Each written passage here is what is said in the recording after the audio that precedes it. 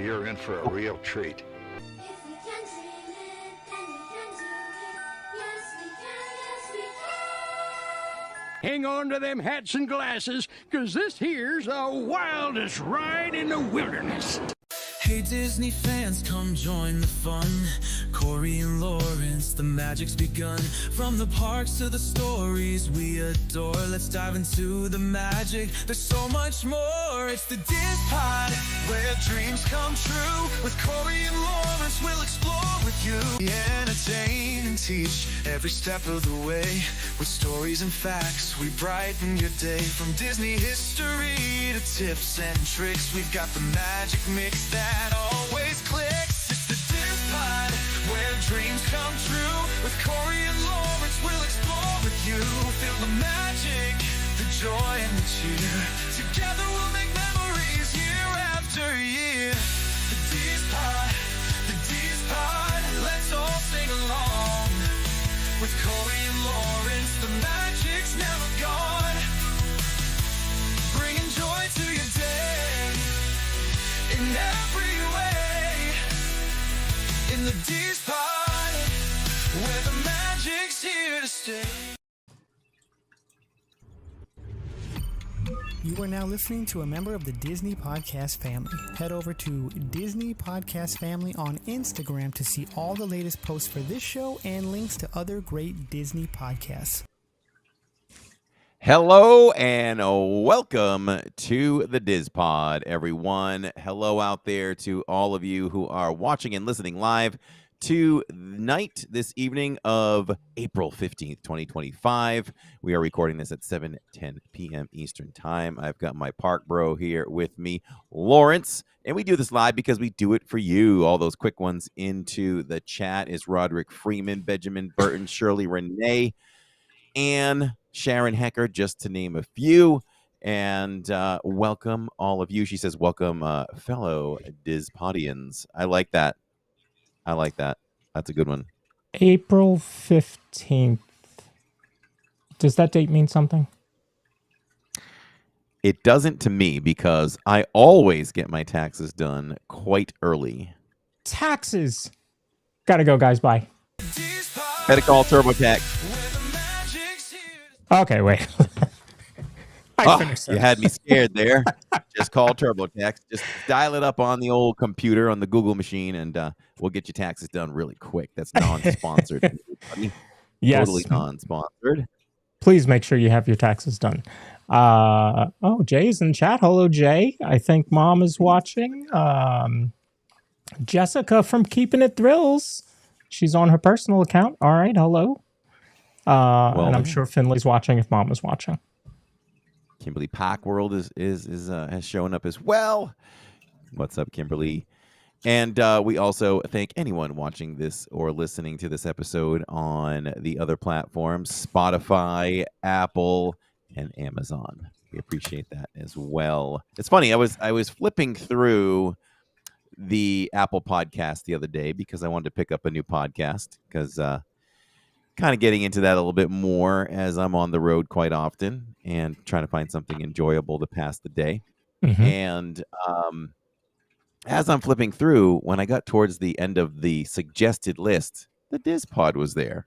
And I was like, oh, kind of nice to see that with the big guns. No matter what the genres were, I was flipping through. There's the DIZPod. So pretty Yeah, it cool. always amazes me when I'm on iHeartRadio or I get a notification on iHeartRadio that the DIZPod has a new episode. I'm like, oh, all right, I'll take that. Thank you. Exactly. This is our little baby. We feed it, we burp it, we change its diapers. It's the DIZPod. Yes.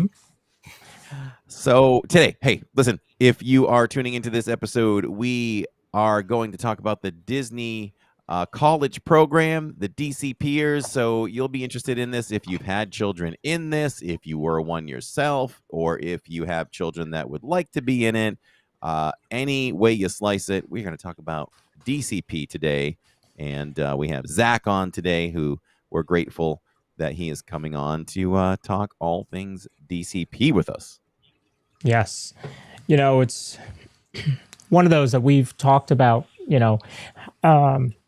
having on the show as a topic for a while. So I'm glad Zach was able to join us and kind of give us his perspective on it. And I've pulled up some facts about it as well that we can look at later on. Excellent. So if you're ready to bring them on, I'm good. Yes. All right. So I met Zach at the NC Disneyana last year when he cheated and gave the win to some kids. No, we did. He hosted trivia and did a great job, and he helps Elizabeth out quite a bit at NC Disneyana. So I'm looking forward to that in October, I believe, this year. So without further ado, let's bring in Zach. Zach, good to see you. Thanks for coming on. Welcome, Zach. No problem, guys. Good to be here. So, excuse me. Tell me. Let's start with how we met, which was during NC Disneyana. How long have you been involved with NC Disneyana? Is it possible to say -1? -1, okay. So originally, it was a pen trading group that would meet at the now defunct Disney store at Crabtree Valley Mall. Mm-hmm.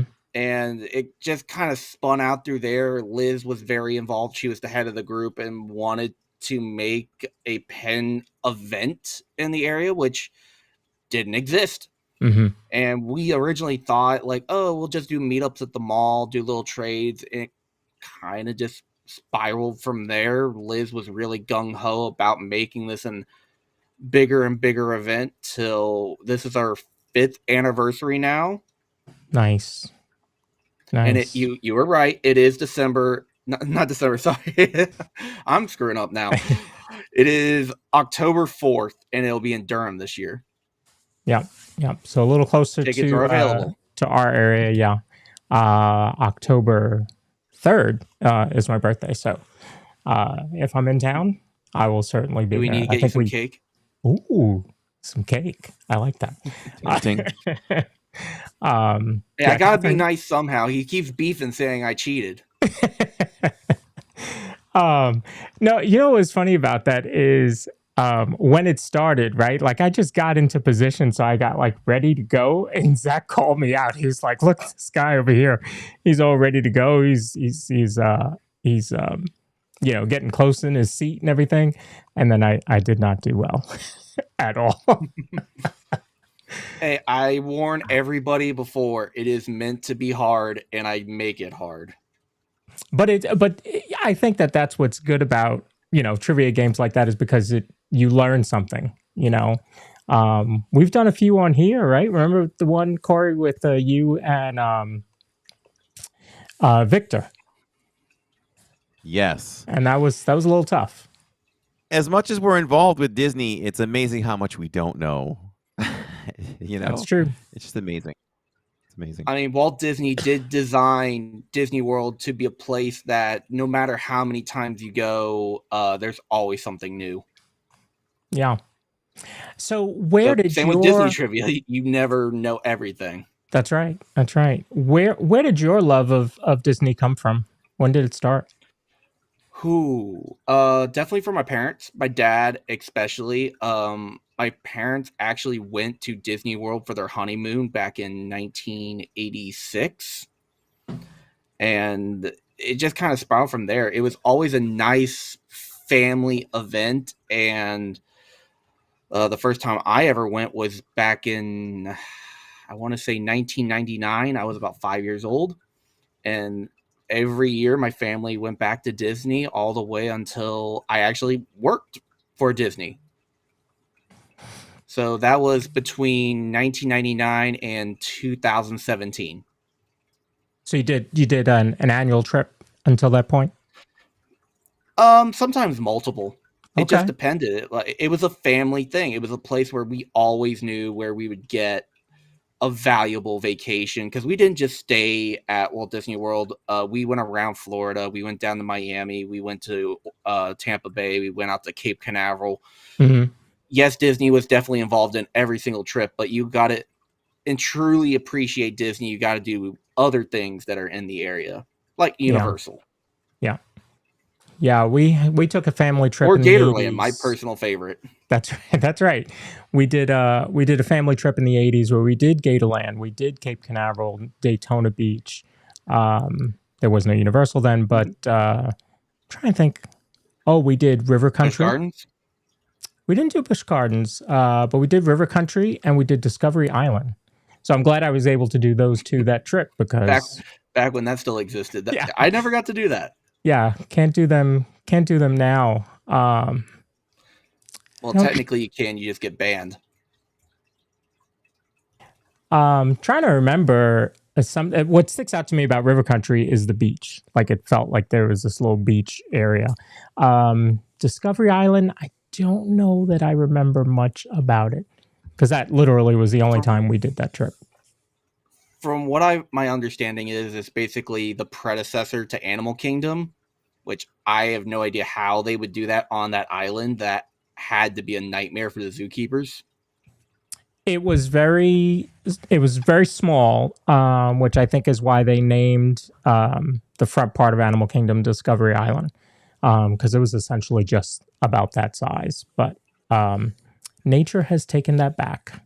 So, and River Country is now being made into part of Isn't it Fort Wilderness? It's going to be Lakeshore. It's gonna be its something. own thing, right? Yeah, it's going to be a DVC area. DVC. Yes. It's being turned into something else after sitting there for, I want to say, 25 years. Yeah, it's been sitting there for a long time waiting for something to happen. So Disney can just Yeah. constantly build places for people to stay because, they just it's Well, in if need. they're good, we can talk about the Star Wars Galactic Star Cruiser all we want. Yeah, that was not a W for them at all. Yeah, and if the rumors are true, they're turning it into Imagineering offices now. Yeah, they're using it, I think, temporarily. I'm guessing while everything is being worked on at Magic and Hollywood. I don't know what the plans are Makes after that, sense. though. Yeah, I mean, it's there. You might as well use it, right? So you take multiple family trips until 2017, and then how do you get into the college program? So first you have to apply like any other job. It's actually a pretty straightforward application on the Disney Career website. The one thing that a lot of people think with the application is you have to prove that you're fit for the job that you want. And I mean fit like you have to go overboard on your resume to be like, oh, I want to work in attractions. Well, I'm going to say that I'm on the engineering team at my college, or I'm really into stage performances to get into working with the stage actors. It's not necessarily true. What you got to do is get your foot in the door, and that's get past the interview stage. So basically what will happen is after you apply, you'll get an online questionnaire if you get to the next stage. And in this online questionnaire, they'll ask, okay, well, we have all these departments. Which ones would you be interested in? Which would you not want to be involved in? Why? It's just a basic questionnaire. And after that, you get to probably the most stressful part of the whole thing, which is the phone interview, which a lot of people dread phone interviews. I don't even know if they do it as a phone call now. It might be a Skype. Skype doesn't exist. Maybe Zoom. Which I know a lot of people even get more freaked out over that because it's face to face, and a lot of people just don't like doing those kind of interviews. I know I was stressing out the whole time just with a phone interview. I was pacing. And I am a bit of a different circumstance from a normal DCP because I did it applying knowing I was about to graduate. Oh, okay. So I did it. I was planning on as being first step into career for Disney. Like, oh, you do your DCP, you move on, and you just keep going. Mm-hmm. Whereas most people in the program, it's, oh, I'll do this for a semester or maybe 2 semesters, get a cool experience out of it. And if I want to go back to Disney after, fine. But my situation when going to this was, okay, stepping stone. And it did not happen. It didn't go the way I wanted in terms of career, but it was a fantastic time, and we can get more into that in a bit. But you get the phone interview, and they'll ask you to be completely honest of, okay, why do you not want to work in custodian? Well, why do you think you can work in attractions? Are you able to memorize the script? Mm-hmm. Are you able to walk a good amount of the day? It's honest questions. And if you answer honestly, in my personal opinion, you should be fine. But it just might not be the position you're wanting. So if you're wanting to go into your first, they'll let you like number your picks. So like 1 through 8. Mm-hmm. And you put attractions on the top, and then you have photography, and then food, and then merch, and there's others, but I'm just giving you an example. Well, you might not get your first pick. You might not get your second pick. You might get stuck with your 5th, 6th, 7th pick, and it's a choice. Then, do you Mm-hmm. want it? Do you really want to be there, or is it really not worth it? I mean, I got into merchandise, and that was actually my 4th pick. Mm. But What were your my top? first pick was photography. I wanted to be a photo pass person because that was my major. I was a broadcasting journalist major. So you would think that they would then lean towards that, since that's what you had gone to school for. Do you know why It's you all ended up about in spots. merchandising? They're limited to amount of spots that you can have with DCP. Mm-hmm. And it's literally up to, do they have enough spots? If you're early on in the process, are you later on in the process? You don't know. Mm-hmm. It's lottery. You might get lucky and get the one you wanted, or you might get lucky. Like, let's say you wanted to be what I considered the be-all, end-all job, which was costume character. Mm. You actually have to audition.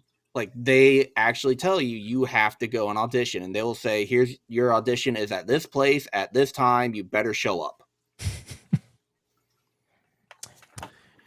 So do you know any of your what do you call them, Disney College program mates that were in Yes.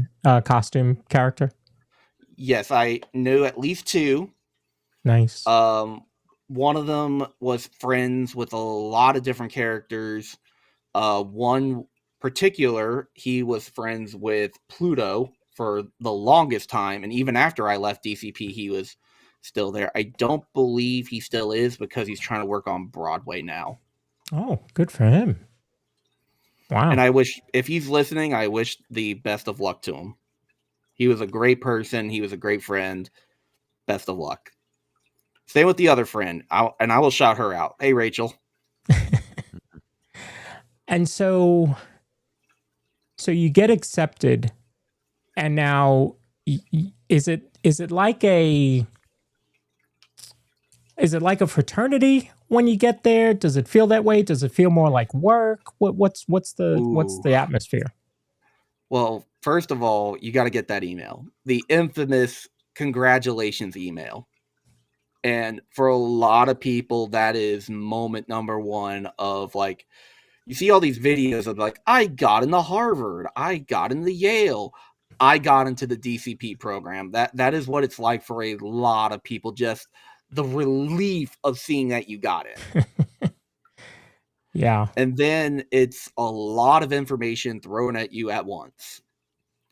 Now, it's a bit different with the living situation now, because back when I was there, they still had Chatham. They still had the Commons. They had 4 living areas, and now it's 1. It's called Flamingo Crossing. Mm-hmm. So everybody in the program lives in that one complex, and it's actually on Disney property, whereas the old 4 were over by the outlet mall on the other side of I-4. which you can actually rent now, like actually rent. So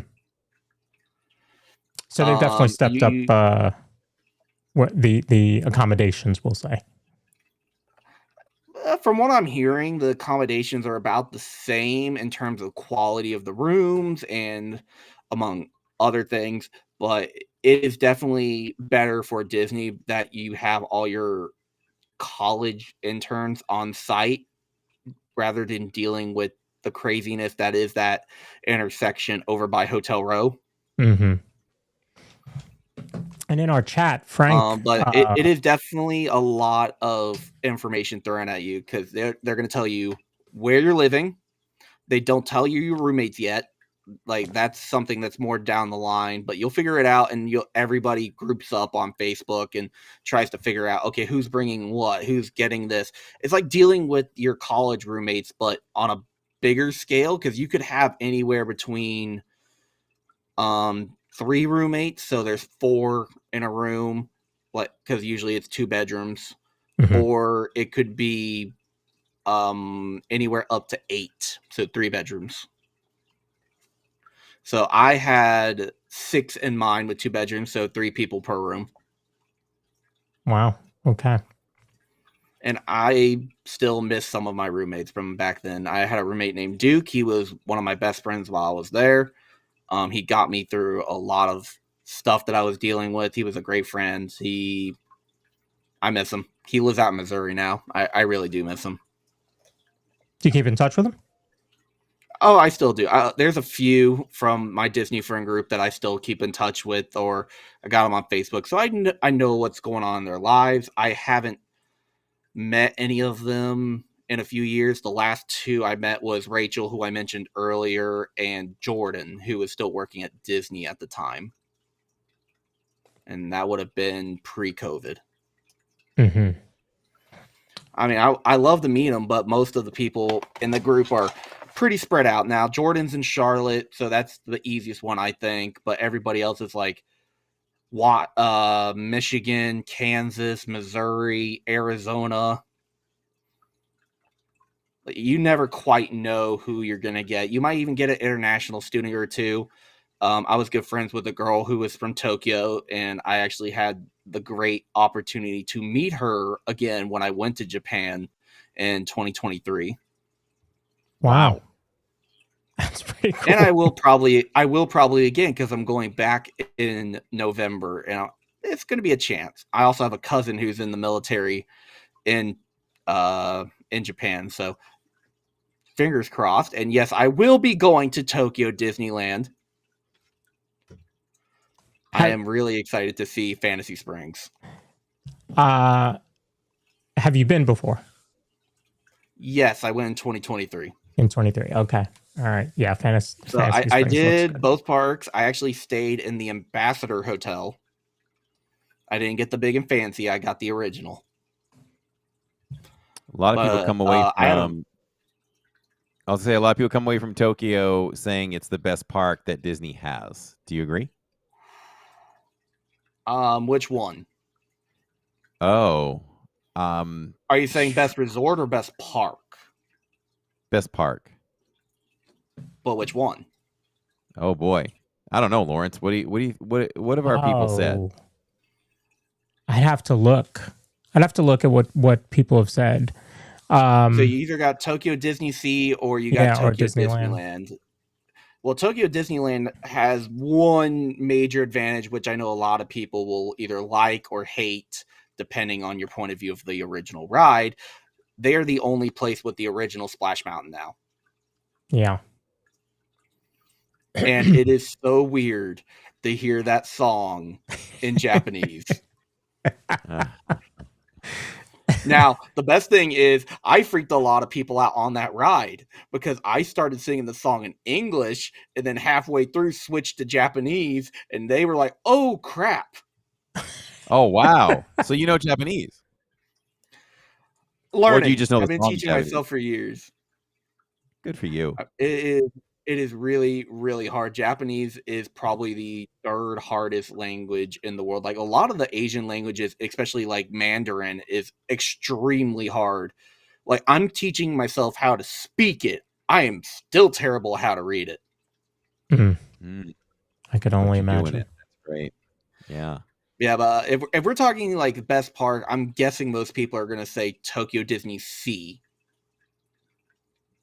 Now, Okay, let's just I will definitely say there are things in Tokyo Disney Sea that do give it advantages. Their version of Tower of Terror is amazing. I've heard that. It is themed around a adventurer who went to a remote island and got this little tiki idol, and they actually sell them. It's like this big, and it's cursed, and it takes over the hotel and it's trying to kill you. Ooh. And it's I thought right the next Manahuni to was Toy bad Story before. Main. I think we've done that one on the post show, if I'm not mistaken. I The think. infamous Woody head. Yeah, I think we've done that one. I have to see. If not, we will do it soon. Yeah, it's one of the most infamous things where you like walk through Woody's mouth to get on the ride. Like everybody sees it on around Halloween because they make it even like spookier. But those two rides are actually right next to each other, which is really weird when you think about it. They have their own version of Soarin'. Really? It's more historical flight themed. Oh. Hmm. I didn't know that. I thought their Soarin' was like They have a everyone else. very, very cute Aladdin Magic stage show. Okay. I think I've seen that on YouTube before. Let's see what else. It wasn't open, but they do have a Finding Nemo area. When I was there, they do have Turtle Talk with Crush, which I did go do. I didn't say anything. I just wanted to hear Crush in Japanese, In Japanese. and them try to do, and them trying to do the Southern California dude. That's cool. That's cool. And they did do a good job of it, but it's just like it's that shock of like, oh god, they're actually trying to do the accent. So our turtle talk is in the seas. Where is theirs? Is it just on its own in a? So there's a big cruise ship actually there.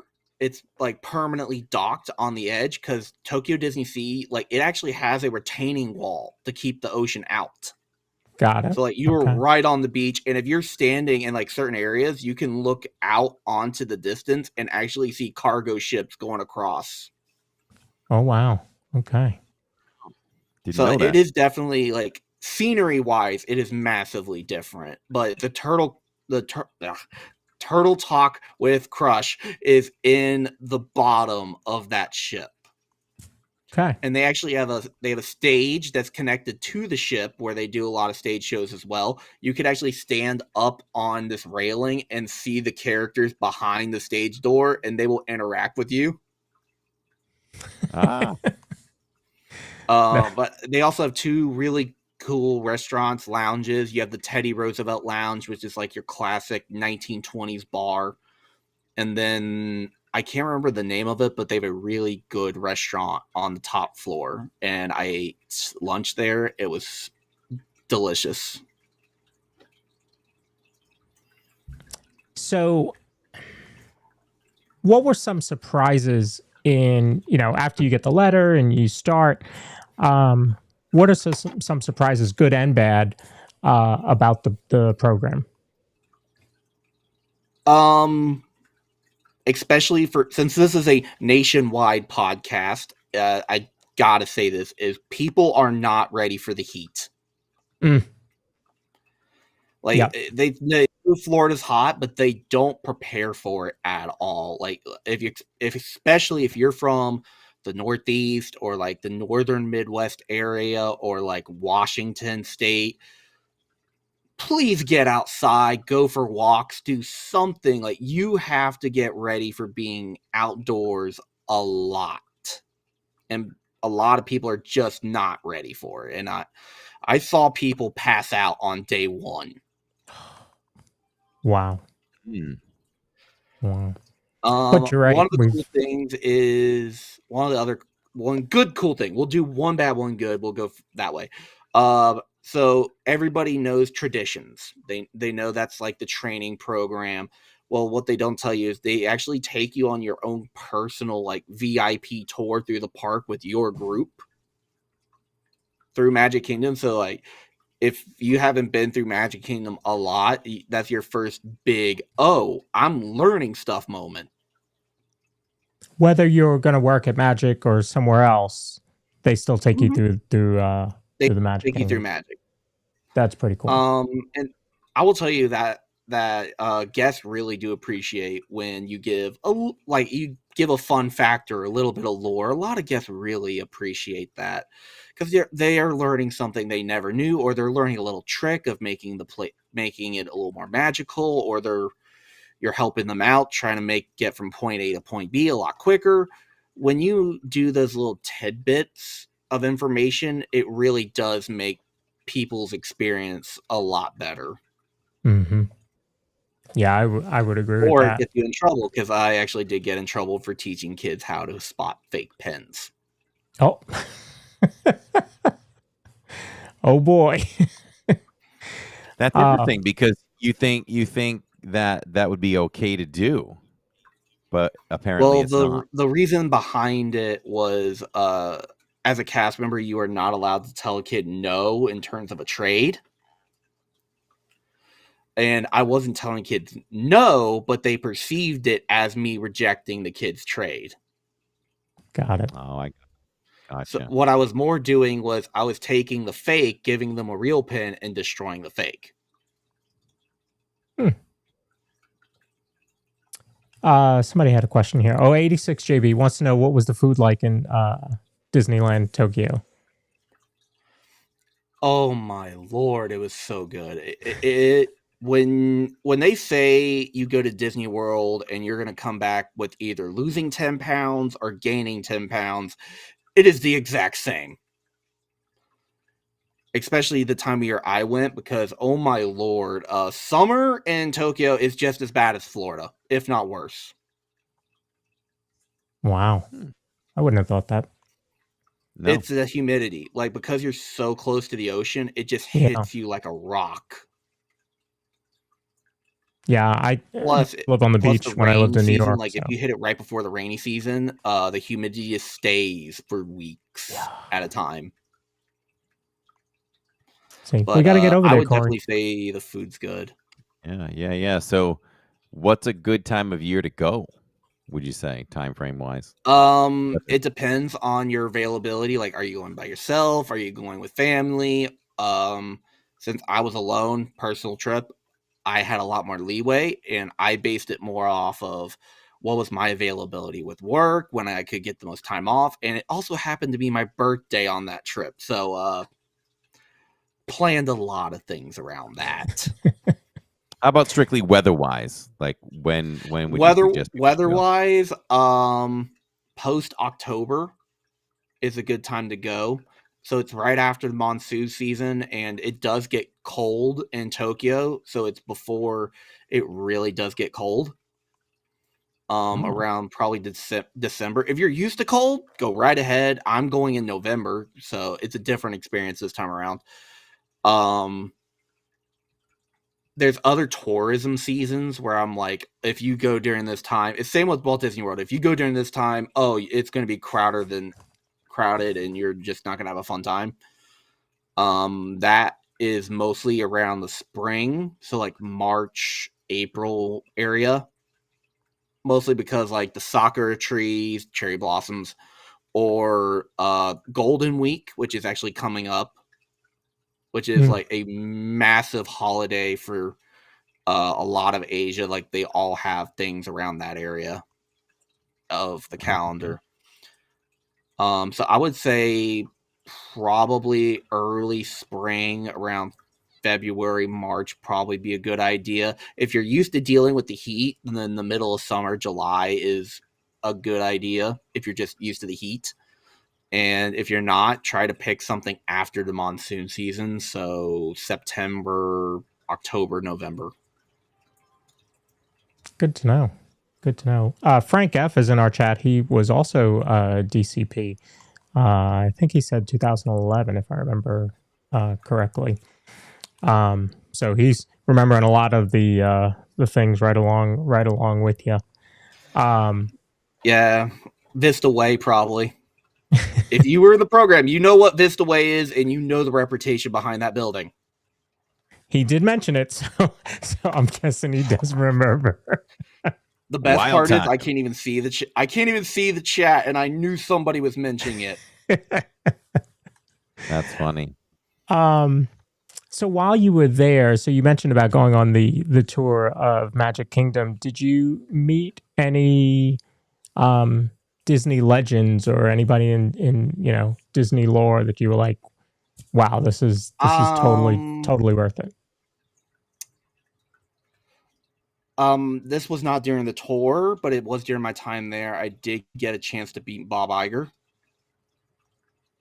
That's pretty cool. Nice. And I did get a chance to meet Josh. Okay. Because at the time, he was the head of Walt Disney World, just Walt Disney World, not the parks in general, just Walt Disney World. And he loves coming to traditions. Like, he just loves being that guy of like, hi, how are you? Welcome to the team. That's good to hear. Yeah. Yeah, I mean, that might speak to how I've experienced Josh many times in the parks too. Josh and I probably talked to Josh 3 times now, random places, and we bond over. We're from the same area of the country, so to have somebody in his level of power to pull me aside and care about my opinions of like sports. How do you think the Patriots are going to do this year? What do you think? And we sit and talk Patriots for a few minutes or something, So you're talking to a Panther fan. We have bad memories on that. He knows me enough for that. For when he sees me, he knows who I am, and I'll just never forget the last time I ran into him. I'm leaving Ratatouille, coming out of France, and he's coming around the corner in jeans and a t-shirt, and he goes, "Oh man, you found me," and I'm like, "Yep." But see, he's a that good is guy. definitely something I would love to see more out of, especially just park executives. Just go around the park, just talk to people. That's how you learn how to make changes. Mhm. And Yep. but the fact that Josh was able to do that and he did it consistently, this is why I've said, I want to say for at least the last 4 years, ever since Iger came back, that Josh should be the next CEO. I've thought that. Because I've thought that. because he interacts in a different way. Because he knows what the Disney culture is. He knows that it's a collaborative effort of we have to ask outsiders. And a lot of what I think is the problem with a lot of like the media culture with Disney is they're stuck in what I call the California bubble. Okay.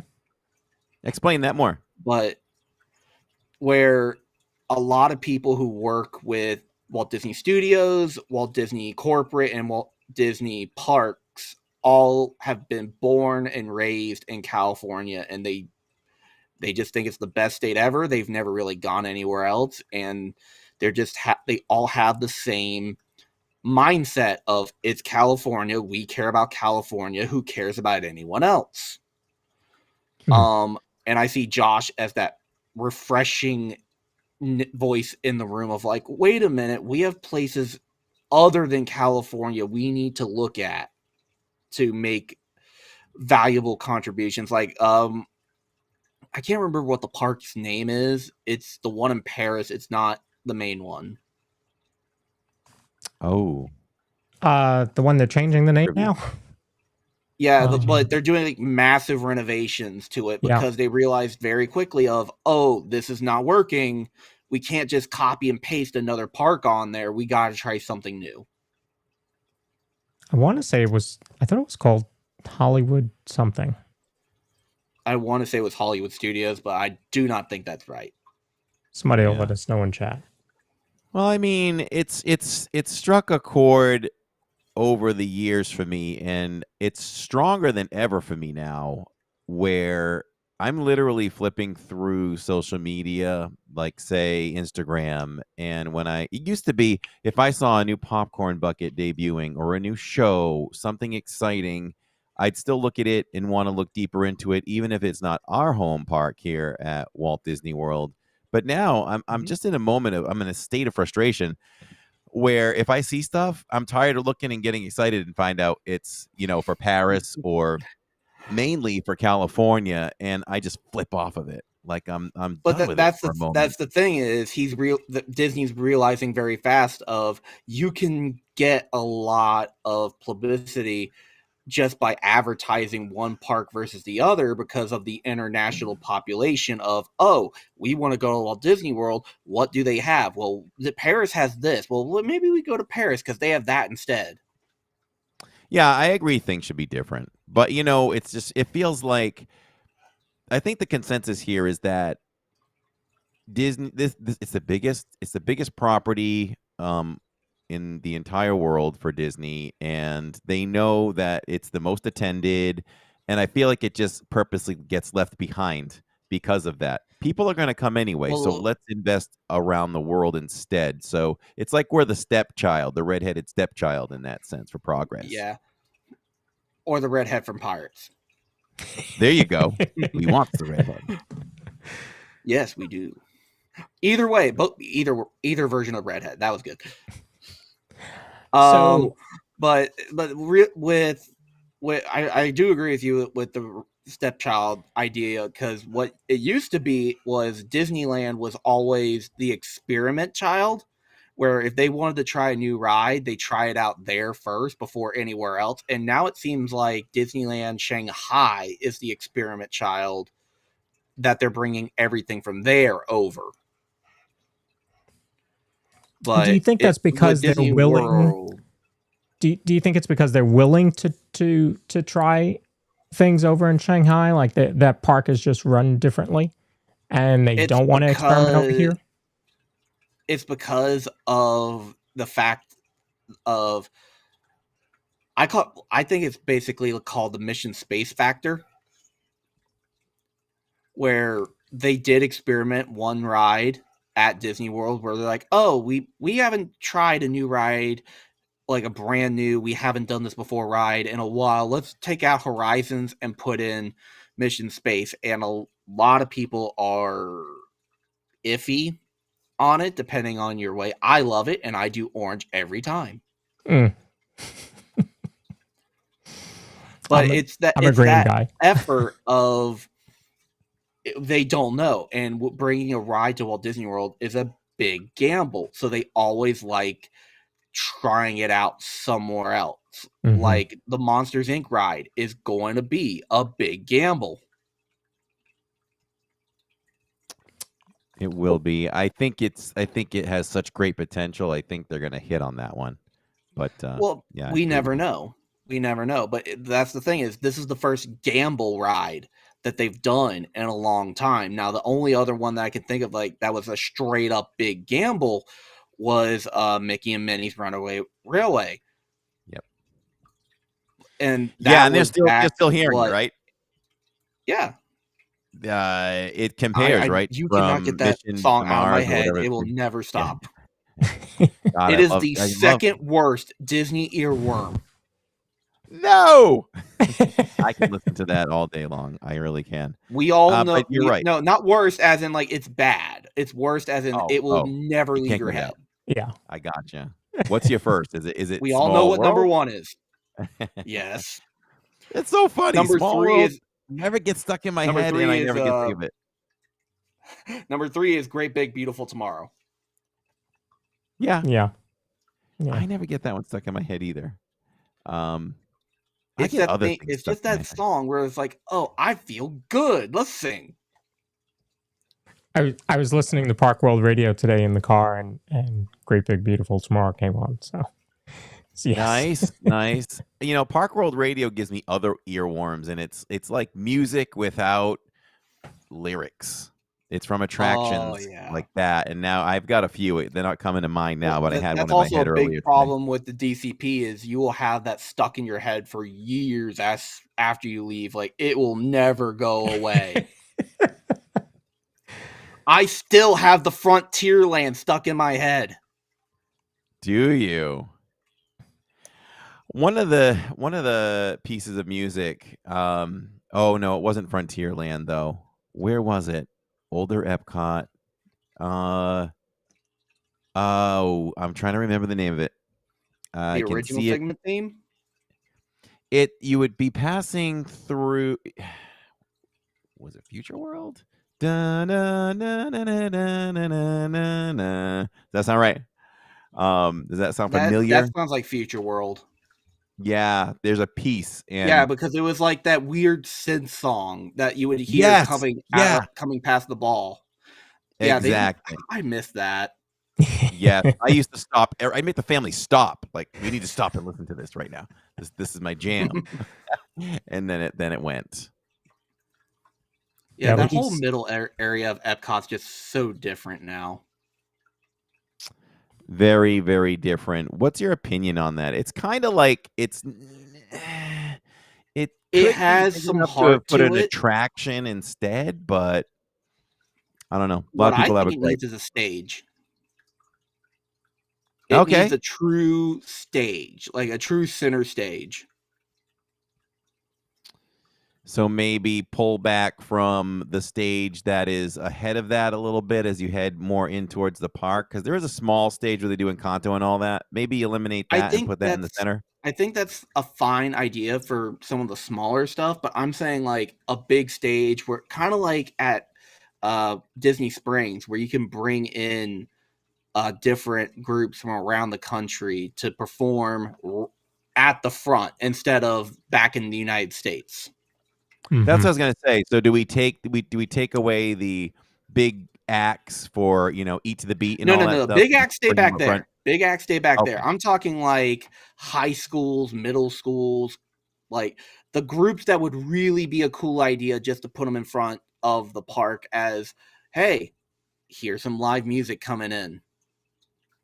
Yeah, that's true, right? Because if you think about Epcot before it was recently redone, we're talking like just post-COVID. Over in Future World area, there was always a stage right there where a random band would be playing, that kind of thing. So we might be Yep. lacking a little bit more of that random Well, music it's being played at different. Epcot. It's different ideas, and like Josh is willing to listen to different ideas, and sometimes really weird ideas. But it doesn't always work. But he's at least willing to try. Mm-hmm. Disney's always listening. They do care. Mm-hmm. And that's something with the DCP as well. Don't be afraid to throw out an idea. Like if you're working and you just have a random idea, don't be afraid to just bring it up to your manager. You never quite know. I like that. I like when companies pull innovation from, the front lines, because they see it all the time. They see it day in and day out, and they could be like, hey, it could be something innovative. It could be something that just creates a little bit more,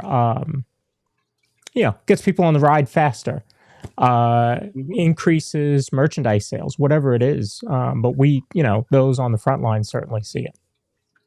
And Yeah, I will definitely absolutely. say that's one really good thing about the DCP program is the managers will tend to listen to at least ideas. They may not go forward with it, but they'll listen to see if it has any merit. As we go back to one good, one bad thing definitely is a lot of people go into this thinking it's going to be a cakewalk. That, I take some classes, I go work at Disney for 20 hours a week, and then I get a free pass to go into the parks whenever I want. No. It is a job. You are there to do a job. And if you don't do the job, you will be punished like a job. Yeah, definitely. I've heard some things from DCP members as well, and those are some of their gripes. Or I don't want to confuse it. You definitely work at least your 20 hours for sure. Yeah, and I'm a bit different in my situation because, like I said, I already graduated at this point. So I didn't have any classes. I was working upwards of 45, 50 hours a week. I was making bank at the time. Yeah, They do take your rent out of your paycheck, so you don't have to worry about paying rent. It's taken straight out of your paycheck. right, that's good. I heard a gripe from a DCP member that it wasn't even they weren't making enough money to even survive on property and all that, even with the rent taken out. So parents have to It's still support their hard. kids It's still financially hard. still in that program, and that can be tough. Now, like over the last couple of years, DCP, everybody's basically getting pay raises, and I have no idea where it is anymore. When I was there, it was $15 an hour, Okay. and without state tax. That's without state tax, because unless you own property in Florida, you do not pay state taxes. Mm-hmm. Which I know you would know being from Florida. Right. Yeah. No state tax is nice. I own a home, so I But pay that. it's definitely different, like, because especially Orlando. Orlando is such an expensive area. You gotta learn how to save money any way you possibly can. Don't go out and party so much. Don't go to the parks every day when you're not working. It's definitely a thing where a lot of people can and will spend way too much money without realizing it. It's easy to do. I get it.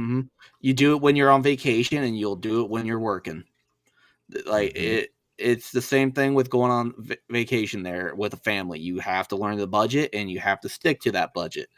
Now, if you have roommates who are really helpful, like I had a roommate named Joe. He owns a catering company up in Virginia Beach, and he actually cooked at the Grand Floridian, and he just loved cooking, so he would cook for us almost every other day. Oh, nice. I mean, he was one of my best friends when I was there. Him and Duke were basically my two best friends while I was there. But if you don't have that, plan it out with your roommates of like, okay, we'll all pitch in to make this meal on this day. If you're working, we'll have leftovers so you can eat it out of the fridge.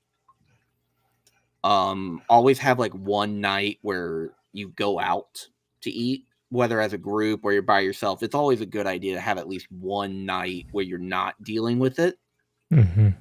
And have one night where you're eating in the park. Good plan. So I make friends with DCP members all the time, and love hitting it off with them, joking, laughing. They remember me when I see them, and then poof, they're gone.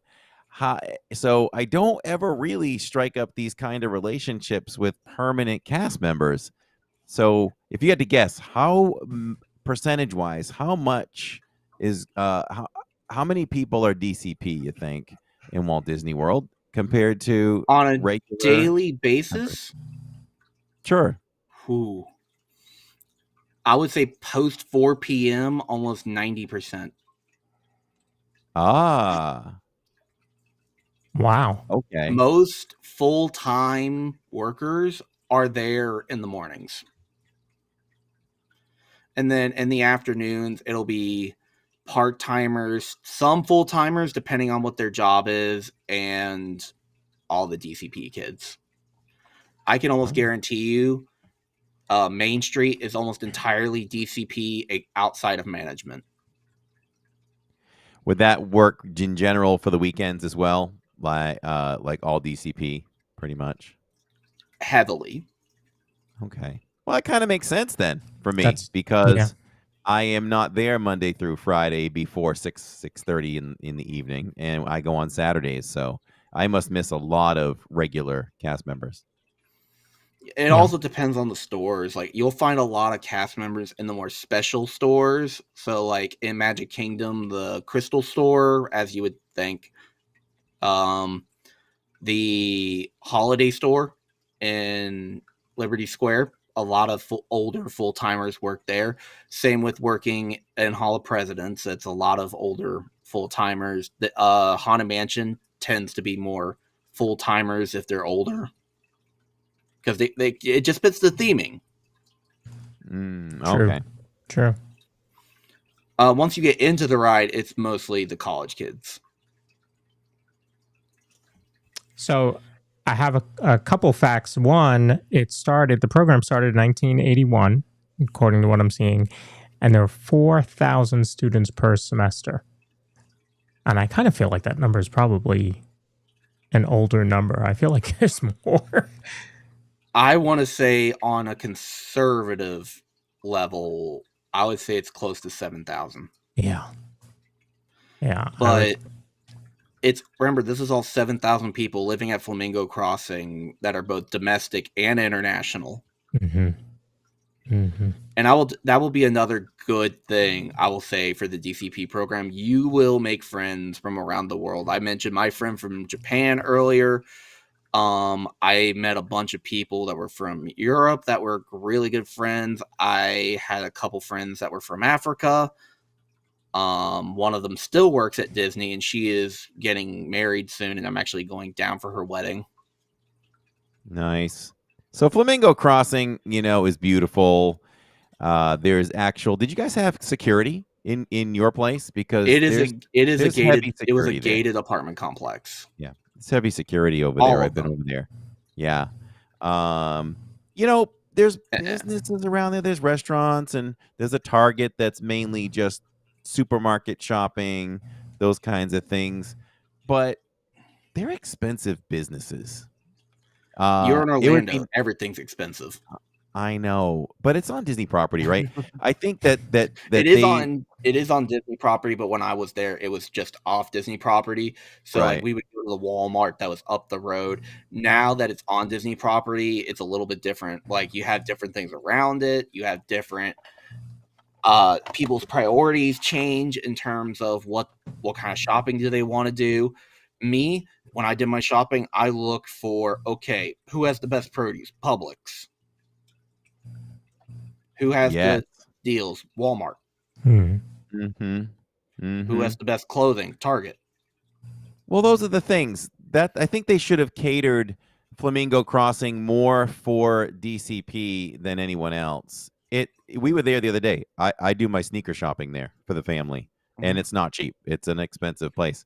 But you look around, and I just wish they would cater it more to them, where they can make it a little more affordable. Put a Walmart in. Put a Publix in. Well, Publix is expensive, and I don't know how they could shave the prices down for some of these businesses, but somehow subsidize it so that it's more affordable. Disney does team up with a lot of the local stores, and they do publish them in the employee magazines that are distributed and you can easily get. And it'll say, oh, you can get a deal at this place this month, or you can get a deal at this place, or you can get insurance through this place with no premium.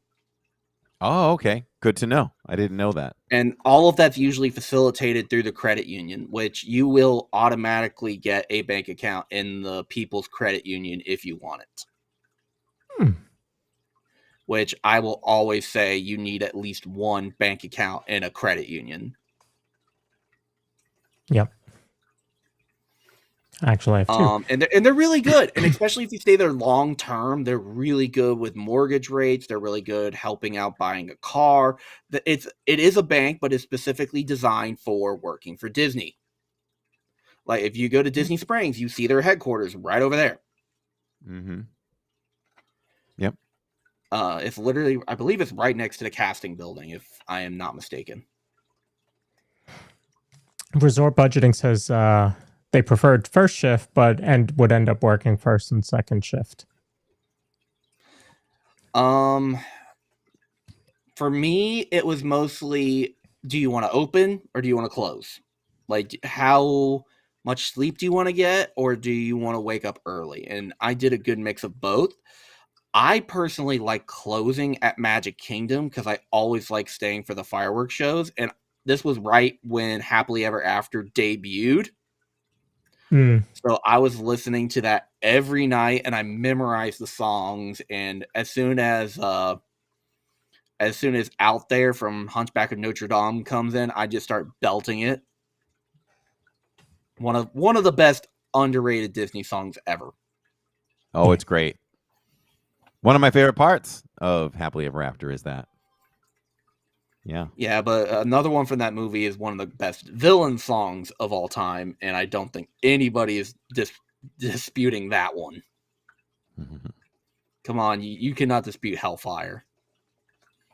That whole, it's so funny because I didn't see, the first show that we saw was Enchantment as a family. So we started going. Show. It was a good show for its time, but people just liked people gravitated from Wishes to Happily Ever After, and it was such a good transition that people just could not get over that it wasn't that they were not going to bring Happily Ever After back. And after they realized, like, okay, the 100th anniversary is over, the 50th anniversary is over, all the celebrations were done.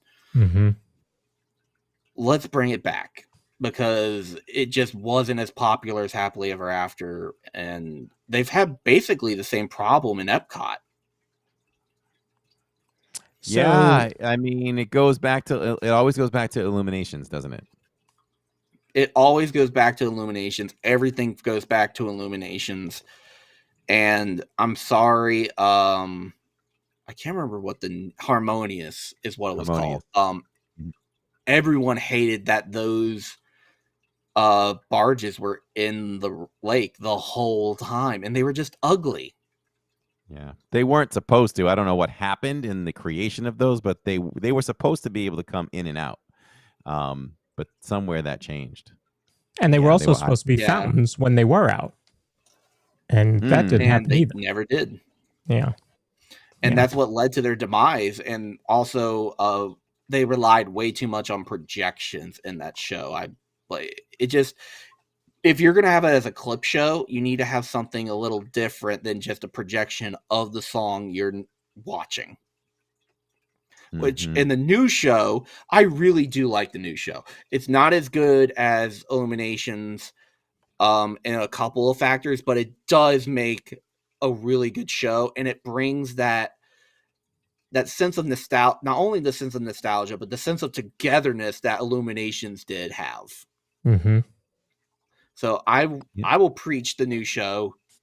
It is my second favorite fireworks show. And I still love Happily Ever After, and it debuted while I was working there. So it's going to be nostalgia for me no matter what. Yeah.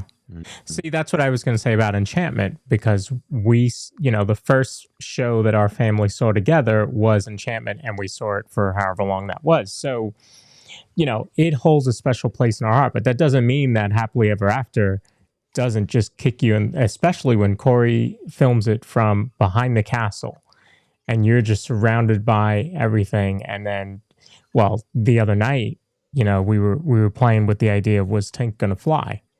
And he had dropped the percentage. No, she's not going to, because it got windy right away. And then she 46.6% chance she flies.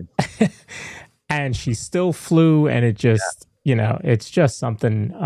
Those shows, Disney really knows how to get you with those shows.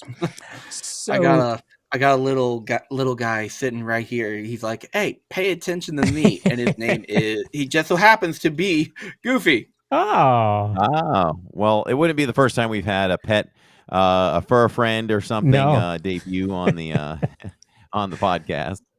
Is it a dog or a cat? Goofy's a dog. He's a chocolate lab. Oh, nice. Very nice. Yeah, and the reason he's coming over here and paying attention is the chair that I'm doing this in is considered his petting chair, because whoever's usually working at home will sit in this chair, and he'll just come over asking for attention. Oh, or he wants something, either or. So Resort Budgeting asks, on average, how long would it take to report to your job to clock in? Says he would get sidetracked because there's a lot going on. Let's just say Magic Kingdom. So you actually are not allowed to walk into the Utilidor. You have to go into the cast parking lot, which is actually behind the park, where where that's where casting is, where you can get all your outfits, and then they bus you in. Mm, So got it. if you are planning to be, let's say you're going to be there at 1 o'clock, you need to be at that bus by 12:30. Okay. Like, they run those buses regularly, and it's not really a big problem in terms of waiting, but you do not want to risk it, especially because once you get in there, everybody on that bus and everybody on the next bus is all trying to clock in right behind you. Mm-hmm. And if you're like me and you worked at Frontierland, which is almost the exact opposite area of where the Utilidor entrance is, you want to have a little bit of extra time to get over there. So Because you can do two options. You could clock in at the Utilidor entrance, which is where the subway and the main lunch area is, or you can clock in over at the lunch area by your land, or upstairs. You can clock in up there. So along that line, funny enough, I'm breaking the magic for a lot of people. That's all right. 86 wants to know what was it like using the Utilidors? I thought it was really convenient if you know where you were going. It can get really confusing for a lot of people, and they'll constantly have to look at the map and just go, let's see, I'm over in Frontierland. I need to go to Main Street. I can't go here because they're doing a parade. Or they're like, the tunnel that goes underneath the castle, if they're doing a stage show, you actually can't go under it. Mm-hmm. So like, you have to plan around it. It can get confusing for a lot of people, which is why they give these little daily handouts of, hey, this is going on here. This is a change. The parade got moved to half an hour or something like that. Wow. So why do you know why you can't if you knew what you were doing, it was easier. You also have to get used to the smell. I've heard that. Oh, is that because a lot of the trash gets dumped? All the trash goes down. Like, it's all a suction system. Yeah, that can't be fun. Reminds me of New York, I would bet. You get used to it after a while, but like, it is definitely like, if you ever worked at like a movie theater and you've ever had to go to like one of those trash compactors or a sports arena, same smell. Got it. All right, so let's talk about D23. What was your favorite announcement from this past D23? Oh man, it's hard to beat Monsters Inc. World, but I was so mad of them being ambiguous of, is it taking out Muppets? Is it going to go where Launch Bay is? Like, if you're going to be that ambiguous, just do it. Just don't slow rip the Band-Aid. Just rip it off. It's better that way. Right. That's true, and I think they did pause because they were afraid. They were afraid to reveal that news. They probably knew exactly when they rightfully were, because people are understandably pissed. Yeah. So, now, is this the end of Muppet 3D? I actually don't think so. I don't think so either. So my theory, and you guys can correct me if you think it's off, I think Muppets 3D is moving to one of two places. It's either moving next to Figment and Epcot,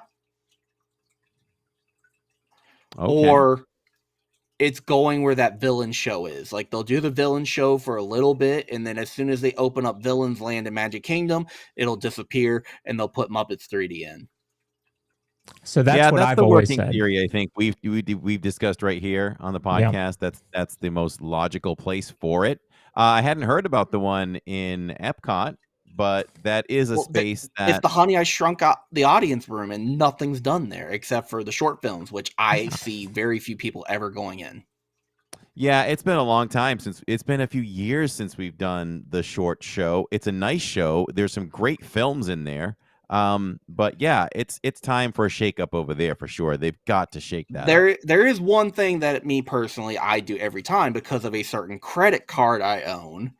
I am a Disney Visa card holder, and that's actually where the the card member exclusive character meet and greet is, right next to the short films. You know, we have that, and we forget about that. We need to take advantage of that, Lawrence. We do have that. Do it. Yeah. Yeah, use it. I got Mickey and Goofy when I went with my two best friends last year, and it was amazing. See, Yeah, it's a lot of Zach, now you have me thinking which would be better, because I was all set on it's going to go over there next to Rock and Roller Coaster because the Muppets are going to be in the ride Well, next it would to make the most sense there. Yeah. But in terms of fitting the biggest need, it needs to go in Epcot. Yeah. I mean, there's no Muppets presence in Epcot, right off the top of my head. There's no Muppets at all, unless you count like the presence they have during Food and Wine, because they usually bring out like a bunch of Swedish Chef stuff. Yeah. Like at the Food and Wine half marathon where they had the 5K be Swedish Chef this year. Mm-hmm. And I was at that. I wasn't at the 5K. I was at the half marathon, but my friend was running the 5K. And I never hear anybody talk about this. So what do you think? I grew up just like Lawrence did. Our favorite character is just like in Disney. Mickey is to Disney as Kermit is to the Muppets, right? And I love both of those boys for their respective areas. So as far as Muppets goes, I think that Disney did a great job with the films. I think that Jim Henson would have loved it and signed off on it. I thought it stuck to what it stood for the original films he did, Great Muppet Caper and the Muppet Movie and so on. I think Disney has a good product there and people want it, but they don't seem to feed it. We need more movies. We need more Muppet stuff. The only flop, and I think that's why Disney is kind of hesitant right now of doing Disney, is because they tried doing that weird TV show where they tried to turn the Muppets into The Office, and it just did not work. Yeah. And I think that's why they're so hesitant on it, because every time that the Muppets have a flop, it's usually years before they try again. That's a good point. What did you think about, did you see the Haunted Mansion special? Because I think they nailed that. I was very impressed by it. That was perfect. It was weird. It was zany. It was wacky. It was Muppets. Yeah. They need to do, in my personal opinion, when they reopen Big Thunder Mountain, they need to do it there. Do what? Do what there? Exactly. They need to do like a Big Thunder Mountain special, because I know Disney's thinking about making Big Thunder Mountain into a movie, so it'd be a cool idea for promotion. Like, if you are doing that movie, film the Muppets at the exact same time. Okay. Or if you want to do like a exclusive for we're reopening Big Thunder Mountain on this date, have two of the Muppets be the promotion video. Yeah, we need more Muppets presence for sure. I'd be all for that. Let's go. And anything that gives us more Muppets, I'm good with it. Especially if it's in that same realm as the Haunted Mansion. Muppets is the most underused property Disney has. Yeah, I pound the table for it. I think they've got a good product there. I think that they know what they have with Marvel. And then my question is, why can't we be more consistent with the quality of shows and movies with Star Wars? Why are we missing that? Because they've been trying Marvel all the time. In my personal opinion, is because they're trying too hard. They're really trying too hard to please everybody. What they just need to do is button down and say, we need a good story. Boba Fett, they try to basically make Breaking Bad. Interesting take. I'll tell you this, with Boba Fett, I would say like the best show they've done. Not movie, show. Other than The Mandalorian, we'll skip that one for right now, because obviously that was a major hit. Yeah. Andor. So I have to go back and I think I got to go back and watch season 1 because it was critically acclaimed, and maybe I just missed something with it. I was a little bored with it, but It I is was talking definitely with a my slow son about drag of a show. it's a slow, yeah, and I think I'm gonna have to attack it again because of all the hype around season 2. And season 2 looks like it's almost like now when you see season 2 trailers, it was like you needed series 1 to set up for what's about to really go down. It has more of a Rogue One feel, which to me is one of my favorite Star Wars movies, non George Lucas of all time. It is the best non-George Lucas movie. And even George Lucas said he loved Rogue One. So it The felt big like the a George biggest Lucas movie. thing the biggest thing with Star Wars is the biggest mistake they ever did with Star Wars, especially with Kathleen Kennedy, was they got rid of the extended universe. They said that the comics were non-canon. I'm like, I'm sorry, that was a litany of stuff you have to work with. Why are you trying to get rid of it? Yeah. I feel like with Star Wars, especially with Lucasfilm, because of the Kennedy situation of her contract being up at the end of the year, or I think it's June. It's up in June, I think. You think we'll be They're free gonna after be, that? yeah. She's not being re-upped. I think that they're done with her, but Mhm. they're gonna enter a transition period where we might not see anything Star Wars for the rest of the year. Yeah, and Star Wars And Celebration personally, I happens think this weekend, so we'll see if there's any announcements for anything. that's going to be a good thing. It'll drive up demand of, like, people are so saturated with Star Wars stuff right now, driving up scarcity and just saying like, "Hey, we're not releasing anything new. Go watch the old stuff." Might drive more eyes to some more Star Wars stuff, and when you eventually do put out the new one, the demand is going to be there. That is true. That is true. So a lot of And people in chat fun are saying fact too. about Star Wars, my name is actually on a beam at Rise of the Resistance. Oh, nice. So when they put up the first beam of a new ride, they actually invite all the cast members that are working there to sign it as a good luck charm. So it's usually up in the rafters somewhere. At the time, I was doing a week-long stay in Hollywood Studios as a friend of mine. We traded shifts. That's another good thing. You can trade shifts with the DCP program, and I traded shifts like crazy because everyone wants to work in Magic Kingdom. I think by the end of my second month, I had one shift in every park and every land inside of Magic Kingdom. Nice way to work it. It definitely is a big thing because if you're like merchandise or you're food and beverage and you're just a cashier, your training's universal, so you can trade shifts with whoever. Oh, that's good to know. Good tip and makes sense. A lot of people in chat are saying that this first season of Andor was slow and a little boring.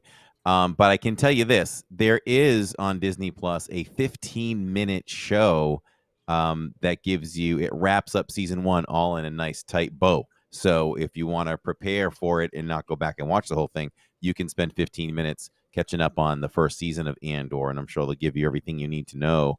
And also, Michelle Hollensteiner in chat didn't know that they did a Muppets Haunted Mansion, and it is still viewable on Disney Plus. You can still watch it on Disney Plus. Just look Or up you Muppets. could go on to Disney Plus and watch the 30th anniversary of a Goofy movie. That's true. Oh, is it okay? It's on there. All right. And there's a whole new line of merchandise that just hit the parks last week, and I actually like the Spirit jersey. It's The pretty best cool. thing about that like, they have some clips online, and it amazes me that in the original Goofy movie, they actually tried to not have Bill Farmer to be the voice of Goofy. Really? Oh, well, my first guess would be money. Why they would try to avoid him, but I'm not sure. They wanted, I can't remember the guy's name. He's from Cheaper by the Dozen. Oh, Cheaper by the Dozen. I can see some faces. But That he's wasn't the dumb. dad. Was that Steve Martin? Famous I was trying Steve to think of Martin. Steve Yep, Martin. it was him.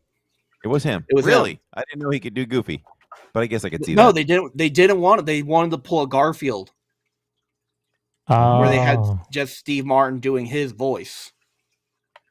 wow. And the way they got the executive to realize his mistake was they had Bill Farmer just read the lines in his regular voice, and they realized very fast, oh, this is a terrible idea. Court Marie wants to know what your favorite Star Wars movie is. Who of all time? That's going to be a hard one. Rogue One is definitely in the top 5. I usually put it in the top 3. For me, I would definitely say. Say it. Ooh. Say it. Say it. Episode 5. Oh. I got to do the math. Yes. Yes. Absolutely. It worked. Absolutely. Not only, in my opinion, is The Empire Strikes Back not only the greatest Star Wars movie of all time, it's the greatest film of all time. I just literally talked to my wife about this before we started. It's the greatest I'm going film to of debate all on time. you with the greatest movie of all time all day There's so because much I'm a turmoil. fan. It is, so but much I am turmoil a in fan that of a movie. certain giant radioactive monster from Japan. Oh. Giant radioactive Godzilla? Godzilla 1954 to me is the best movie of all time. Really? What makes that the best movie for you of all time? It went in 1954. It dared to try new filming techniques that no one has ever done. Giant monster movies. Everybody was like, "Oh, King Kong. Everything has to be stop motion because of that." Love stop motion. No, they were like, they didn't do stop motion. They did suitmation. Oh, They they made did? their own thing. So, like the Oh. trope of guy in a suit trampling over miniatures, that's where it started. Right. I But can remember, appreciate this that. is 1954. It really So was Mhm. 1954. in Japan, Ooh. in Japan, the original movie, it's an allegory for nuclear weapons. It's an allegory for nuclear testing. So in Japan, this was a real threat that they thought was real. I could Like get there that. were Yeah. theaters. There were theaters, like there was a scene where the National Theater in Japan was destroyed. They were showing the movie in that theater and people screamed. I Yeah. can I couldn't appreciate imagine that. Pulling something like that. Wow. Yeah, for But me, for Empire me- though is For just me, it's just that movie was so visionary of we wanted to try something new. Akira Kurosawa is one of the best filmmakers of all time. Seven Samurai is one of his movies, okay. which I literally everyone copies. Everyone copies. So, God, I can't remember It's a John Wayne Western, but it's literally an exact copy of Seven Samurai. Yeah, that's how storytelling goes. They say there are only a handful of stories out there, and people just pick from them and just switch things up. The characters, the timeline, settings, and you can compare a lot of things along the line like that. Like, But, I mean, we can Twilight. argue best movie all day. We could argue best Disney movie all day. We could. But for me anyway, Empire Strikes Back is just it. Who writes a movie? Who sets out to write a movie that the good guys are going to be in peril the whole time and on the run and lose bad, and that's the movie. Yeah. You know, That's what's called to a me, cliffhanger. And to me, And I it feel pulled it like off perfectly. wouldn't movies be better if we didn't always have the good guy win, like for real? Because it would give you more suspense. Like when you watch Spider-Man, no matter what trouble he gets into, you know, in the end, you're saying in your mind, okay, I want to see how he gets out of this, and you expect it instead of, oh my gosh, You just Spider-Man gave died. a very good argument for something that's about to come out in a few months. And I think it's about a year. I think Is it when you finally get to see Doomsday. Yes. Yeah. Lots of good You good can't Marvel arrest him. stuff He has on the diplomatic horizon. immunity. We just, you know what? I'll say this. If no one has seen this one, please fire up Disney Plus and see this. It caught me by surprise about how good it was, but it might be the best Marvel series I've ever seen on Disney Plus, and it's Agatha. It was incredible writing, incredible story.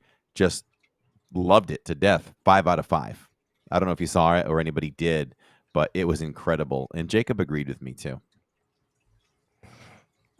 So, as we wrap up here, someone else, I'm sorry I missed who asked, but they want to. We have some fun. I know. Pompey. See, this is what happens when you get Disney guys together. We will go all day. That's right. Absolutely. Or just right. Disney people in general. Like, oh my God, if we had a podcast with like 10 of us, this would never stop. It's an idea, Lawrence. 24-hour podcast. There you go. That could work. Pompey quickly says, is that what you're getting to? Yep. Who's your favorite Star Wars character? And I want to say quickly, you mentioned Boba Fett, right? Disney ruined Boba Fett for me because I loved the mysteriousness of him, and I didn't want to get to know him in the way that we did. Okay. So if we're doing Star Wars, that includes everything, including cartoon shows. I'll go there. Anakin Skywalker, Clone Wars. All right. I like your way of thinking. Like, the cartoon portraying Anakin and Obi-Wan is comedy gold. And it really shows the dynamic, but not only between those two, but that internal battle that's going on in Anakin at a very early time of, is this really the right thing I'm doing? Love that. And whose story is better than Anakin's, right? And then when it really comes to... There is one story that I will put up there that rivals it, but they don't really expand on it a lot. They did with Rebels, and they expanded on a little bit with Ahsoka, but he's such an underused character and would be so good if they expanded on just his journey in general, and that's Ezra. Oh, yeah. And you may not... I don't think you've seen the end of Ezra. I don't think you've seen the end of it. I think he's too interesting too. He's such a good character, but the way they ended Rebels with him disappearing and then coming back in Ahsoka, I'm like, there's such a good timeline there of what did you do? Where did you go? What lessons did you learn before you came back? And then where are you going? Because you are more or less a Jedi, kind of like Ahsoka, where you're a Jedi, not in name, but in reality, you're pretty much a Jedi. Yeah. I think the next Star Wars series or movie that can be made would be, I want to follow Anakin from the end of Revenge of the Sith and follow him up to, I guess his that would early bring us days as Vader. Yes, absolutely. The book was amazing. That would be, I think it would be a hit. Everybody loves Darth Vader. How captivating. Think about this, right? In all the screen time Darth Vader has had, to me, two of his greatest moments is Rogue One at the end when he just destroys the rebels in the hallway. Just shows a bit of his power there. And in Obi-Wan, where he gets his mask cut off halfway and you can see the human and the machine, just gives me the chills. Two of his greatest scenes. There's one scene I can automatically tell you that I know from the comics, the extended universe comics, that I'm like, please give me this scene. Please give me this scene. It is when Anakin goes and visits Padme's grave. Oh, okay. Because he's having all these night terrors of, I could have saved her. She's still alive. She could still be out there. And he goes visits her grave as a final moment of, she's gone. I caused this. I can't forgive myself. I could see that working on film. And for anybody that wants to see Revenge of the Sith in theaters, it is the 25th. Is it 25th anniversary? It's limited. I think next it's Friday. Yeah, next Friday. And I've got my seats. I've got my seats for a week and a half from now. So we're gonna go see that. There's some, like, I just went and did the Goofy movie 30th anniversary. There's another anniversary coming up, but it's not Disney, but it's still my kind of humor. They're doing a 50th anniversary of Monty Python, The Holy Grail. I have to go. It's a classic. And then in North Carolina, so somebody, wait, wrong way, that one, he might be interested in this. For GalaxyCon this year, Bill Farmer's showing up. Oh. All right. I'm gonna have to put that in my you put that in better my list. Come on. I'll put that in my list. We're gonna look at that. Very interesting. Oh, that's good. That's good Yeah. stuff, Lawrence. Yeah. Might put this See on camera. what happens when we talk, Lawrence? Things just happen. Yes. So, Zach, I really appreciate you coming on tonight. I was going to say, come back anytime, but maybe back right before Disneyana might line up pretty well if you want to come back on and talk about the show coming up in Durham. Oh yeah. Just for a little plug here. So Disneyana is October 4th. It'll be in Durham, but we also have 2 pen trading events before that. The next one, I believe, is the 27th, and it'll be at a hotel right next to South Point, I believe. Okay. All right. So keep my eyes on that too. North Carolina people, if you want to come to Disney Pen Trade before any bigger events, and there's more and more pen trade events popping up, and if you go to the NC Disneyana Facebook page, we're always cross promoting people. We're always cross promote. I'm doing the wrong way again. We're always cross promoting these two. Appreciate that. It is always a fun time. You get to meet new people, pen trading, and you bump into me and learn some random Disney stuff. Love it. Love it. Well, Zach, thank you very much. Appreciate you coming on, as I said, and teaching us all about your time in the college program. And we'll see. No, resort budgeting, South Point is in Durham. I think there is a South Point in Charlotte, but this is South Point. Yeah, South Point, Durham. I got to be specific. It's South Point Mall, but it's in Durham. Yeah. So, but thank you. Yeah, we will definitely be talking and have you back on again. All right. Thank you, guys. All right. Thank Take care. you so much. All right, bye. Very cool. See, I love having people on that can tell us about things that we can't talk about. Like we know the college program from, the college kids that you run into and strike up conversations with, but we don't know it from the inside. So it's always great to have somebody on that knows it from the inside. It's what makes us great, right? We think of subjects and we just go find those who can give more than we can give. Exactly. And that's what makes it great. Yep. For sure. Yep. Let's hit our sponsor quick. Let's do that. If you're looking for a home that offers the perfect blend of luxury, comfort, and convenience with Disney World in your backyard, Victor Naraki is a licensed realtor with Vision Home Real Estate, LLC.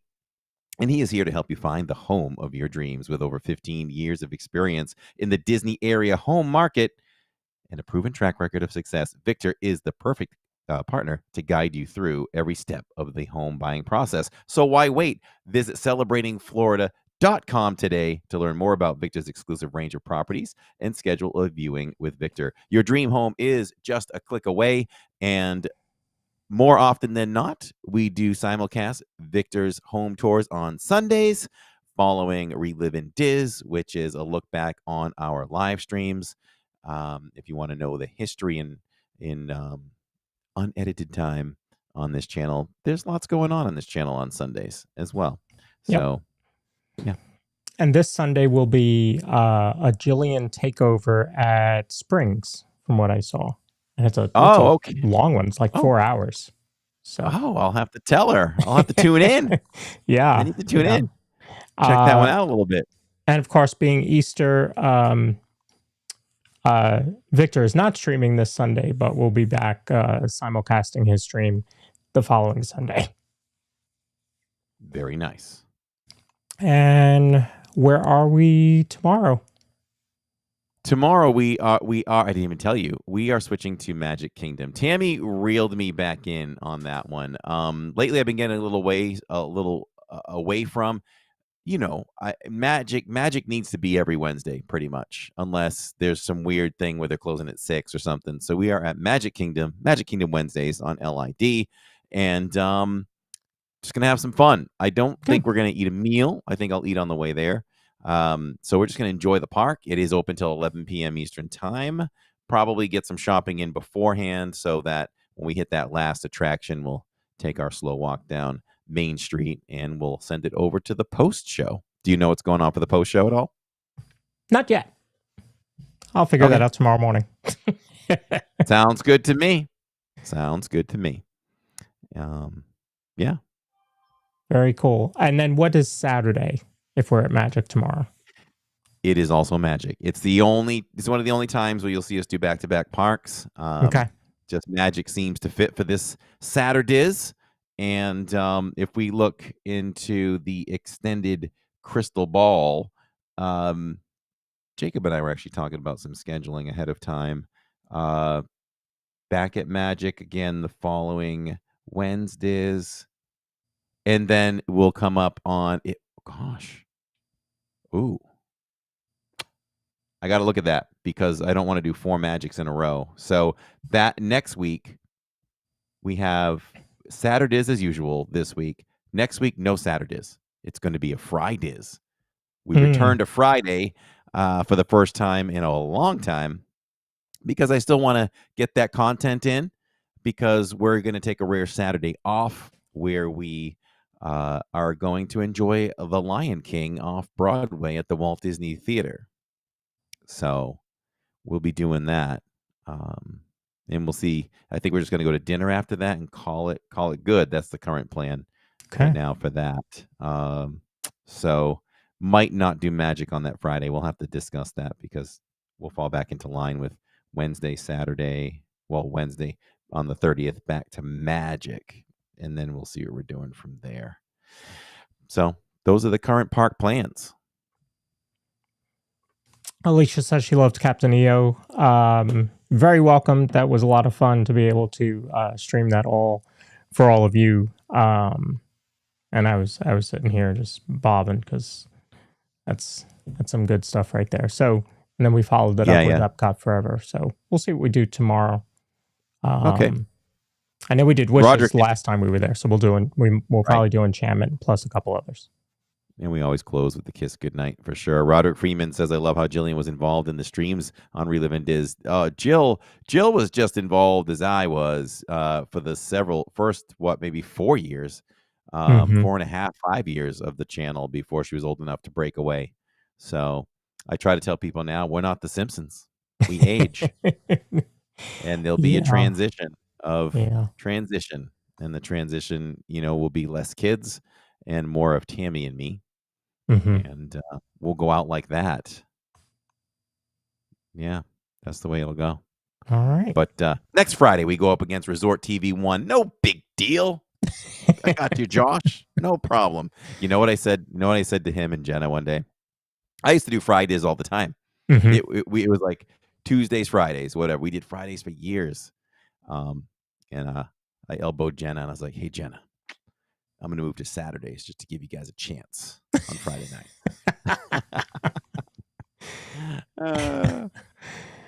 Yeah. Josh and Jenna are good. They just did a 24-hour stream. Yeah, good. Our good friends over there at Resort TV 1. Congratulations to that. That's not an easy thing to do. We came home after doing Saturdays, and man, we went to bed a little later than normal. It was like, all right, I got to see what Josh is doing here because, and we were active in the chat till maybe 2:30 in the morning. I had to see what he was going to do because I was thinking, what would I do? Yeah. This is tough. That was not an easy thing to do. Granted, he could have just sat there and pointed the camera and that's it. And people would stay, but he would sit a little bit, let them enjoy the balcony. Then he'd go walk around, go by the pool, go down to the lobby, things like that. Those are things I would have done too, but not an easy thing to do. So congratulations on that. I don't think we'll ever do it for us. Well, one thing we will do though is the streamer challenge. And so we're working on that. That's going to be within the next we'll say weeks. So we'll Yeah, keep you it's time to updated just on pick a date, bear down, and just do it. Yeah. It's time to pick a date and Yeah. just do it.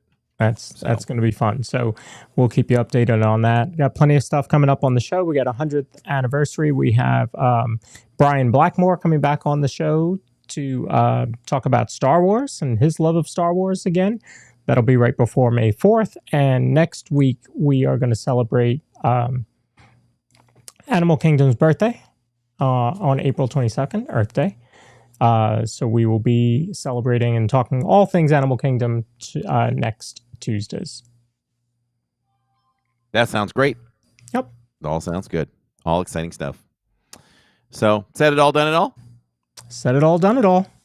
Said it all, done it all. Another fun podcast, everyone. Thank you so much for everyone that watches or listens at a later time, no matter what you're doing on Spotify, Apple, and Amazon, iHeartRadio too, right? Do I just forget? I forget iHeartRadio? iHeartRadio. Yep, iHeartRadio. Shout out to iHeartRadio and all of you that watch here live. We do it live because we do it for you, and we'll see you tomorrow night at Magic Kingdom. Then we'll have fun. Start with the pre-show, followed by us. We'll send it back to Lawrence for the post-show. So for now, everyone, have a great rest of your evening. We love you all. Thanks for coming out and listening and watching. And for now, we're just a couple of bros talking Disney. Good night, everybody. I don't know what that was. Disney